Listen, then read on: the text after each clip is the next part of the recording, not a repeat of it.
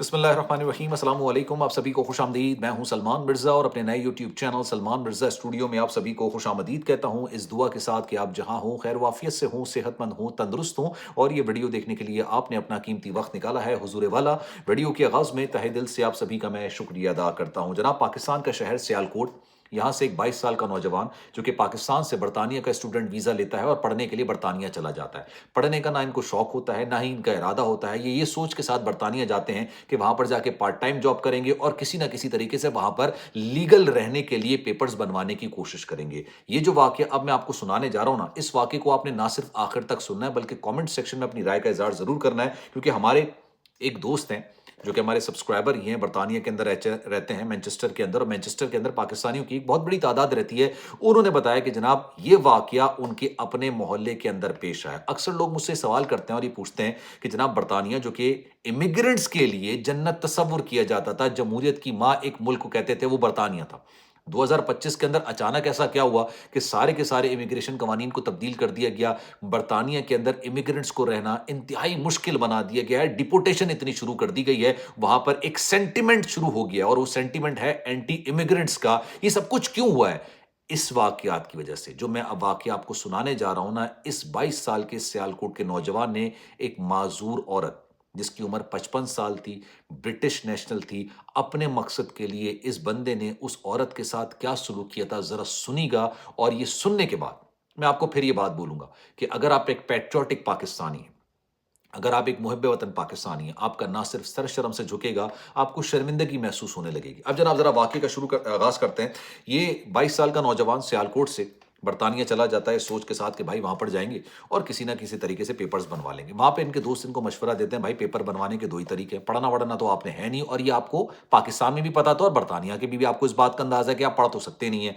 तो भाई पेपर बनवाने के 2 तरीके हैं। एक तो या तो सियासी पना की दरख्वास्त दाखिल कर दें। इसने मना कर दिया। इसने कहा नहीं यार, मेरा पाकिस्तान आना-जाना लगा रहेगा, मेरे घरवाले वहाँ पर मौजूद हैं, बहुत सारी चीज़ें हैं, तो मैं अगर सियासी पना की दरख्वास्त दाखिल करूँगा तो फिर मैं पाकिस्तान वापस नहीं जा सकूँगा।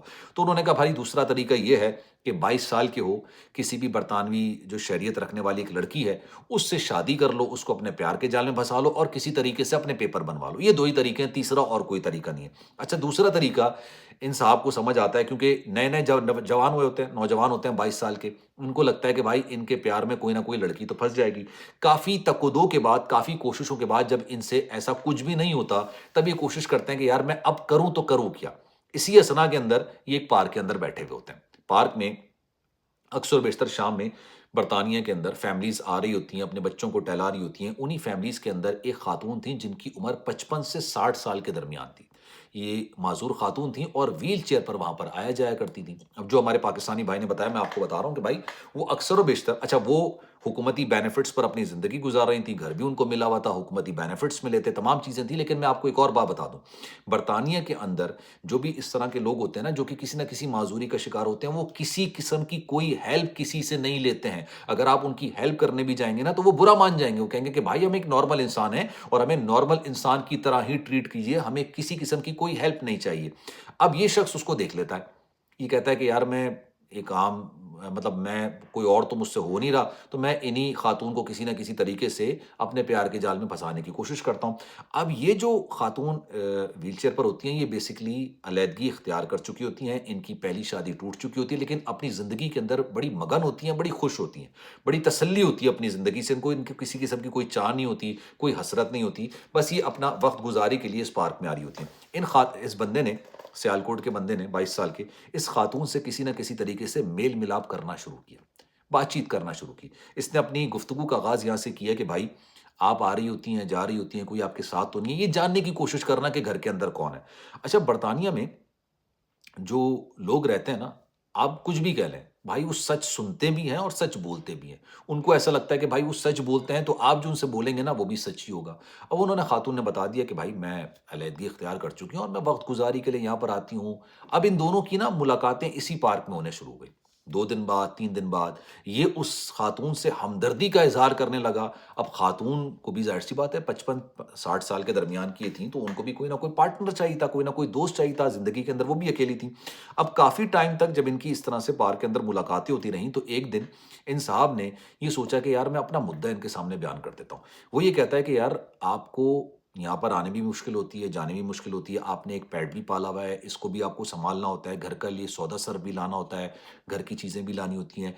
क्यों ना ऐसा करूँ कि मैं जो इस वक़्त स्टूडेंट अकोमोडेशन पर हूँ और मैं पढ़ भी रहा हूँ, मैं आगे जाके एक अच्छी नौकरी भी करूँगा, तो क्यों ना मैं आपके घर में शिफ्ट हो जाता हूँ और आपके घर के काम भी कर लूँगा, सौदा-सर भी ला लूँगा, हम दोनों की दोस्ती भी अच्छी है, एक अच्छा वक़्त गुज़र जाएगा।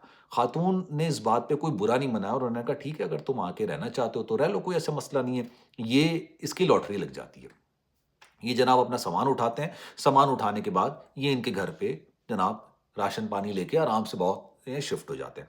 अब ये इनकी खातून के बेनिफिट्स भी एन्जॉय कर रहे होते हैं, इनको रेंट भी नहीं देना होता, घर के काम-वाम ये कर रहे होते हैं और खातून के साथ इतना इनका मिलनसार किस्म का रवैया होता है कि खातून को वाक़ई में लगता है कि ये शख्स इनके प्यार में पागल हो चुका है। दोनों के दरमियान दोस्ती आगे बढ़ती चली जाती है। 2-3 महीने तक जब ये अकेले साथ रह लेते हैं। अच्छा, बर्तानिया के अंदर साथ रहना बिना शादी के कोई नई बात नहीं होती, कोई अचंभे की बात नहीं, लोग सारी-सारी ज़िंदगी साथ रहते हैं।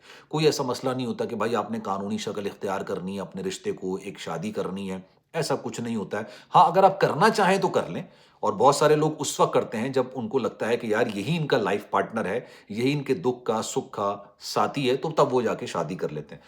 2-3 महीने बाद ये बंदा कहता है कि यार क्यों ना हम शादी कर लें।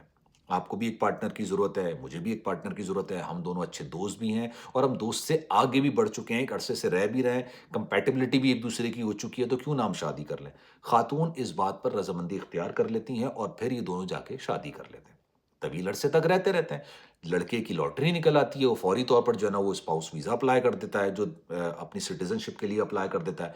अब जब यहाँ पर 5 साल, 6 साल लगते हैं आईएलआर मिलने में और आईएलआर के बाद सिटीज़नशिप मिलने में, उस वक़्त जब आपका एक प्रॉपर इंटरव्यू होता है। अच्छा, जब इंटरव्यू होता है, इस शख्स ने प्लान इतना ज़बरदस्त बनाया था कि इसने कोई झूठी शादी तो नहीं की, इसने सच्ची शादी की है। उस लड़की के बारे में जानता भी है, रहता भी है उसके साथ, उसको पसंद क्या है, नापसंद क्या है, उसके घरवाले क्या हैं, पिक्चर्स क्या हैं, हर एक चीज़ का उसको अच्छे से आइडिया था और उसने हर चीज़ घोल के पी ली थी। इंटरव्यू उनका बड़ा अच्छा होता है। अब ये बाकायदा तौर पर अपनी जो ये वाइफ़ है, इसके लिए शॉपिंग कर रहा होता है, इसकी वाइफ़ इसके लिए शॉपिंग कर रही होती है। यही एविडेंस इन लोगों को चाहिए होता है। अब उन्होंने एविडेंस देखा, उनका इंटरव्यू क्लियर हो गया, इनको सिटीज़नशिप 5-6 साल के बाद इनको सिटीज़नशिप मिल गई। अब ये 5-6 साल ना ये उस बंदी के साथ भी बड़ा अच्छा रहा और बंदी को लगा, क्योंकि यार ये लोग तो मैं आपको क्लियर बताऊँगा, ये सच सुनते हैं, सच मानते हैं, सच के साथ चलते हैं।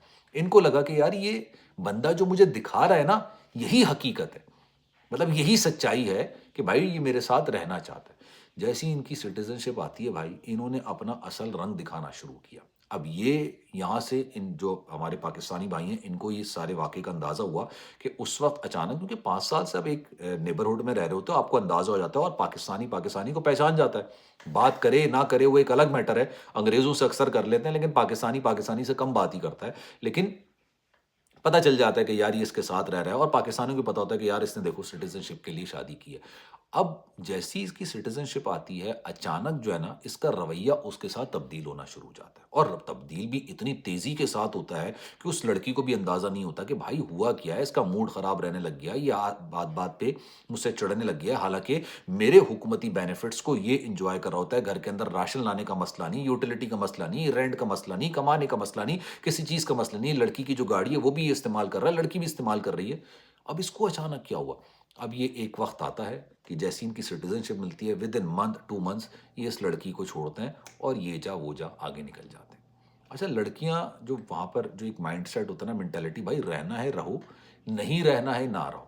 इमोशनल अटैचमेंट इनकी होती है, लेकिन फिर बाद में यार ये कोप अप कर जाती हैं, ये मूव ऑन हो जाती हैं। अब वो पहले से भी मूव ऑन हो गई थी, लेकिन फिर इन्होंने जो पाकिस्तानी फैमिली थी उनको ये बताया कि भाई इस तरह का मामला हुआ है, तो अब उन्होंने इनको ये मशवरा दिया था कि आपको ये सारा मामला बताना चाहिए, इसको रिपोर्ट करनी चाहिए, क्योंकि उसने आपको एक तरीके से इस्तेमाल किया है, इस आपको यूज़ किया है और वो यूज़ भी उसने इतनी चालाकी से किया कि यार उसको आपको अंदाज़ा भी नहीं हुआ कि ये आपको इस्तेमाल कर रहा है। वो 5-6 साल तक आपके साथ बाकायदा तौर पर रहता रहा और किसी किस्म का कोई एग्रीमेंट नहीं था कि भाई शादी करनी है तो इस मकसद के लिए, उस मकसद के लिए करनी है, इस चीज़ के लिए करनी है, उस चीज़ के लिए करनी है, लेकिन ऐसा कुछ नहीं था।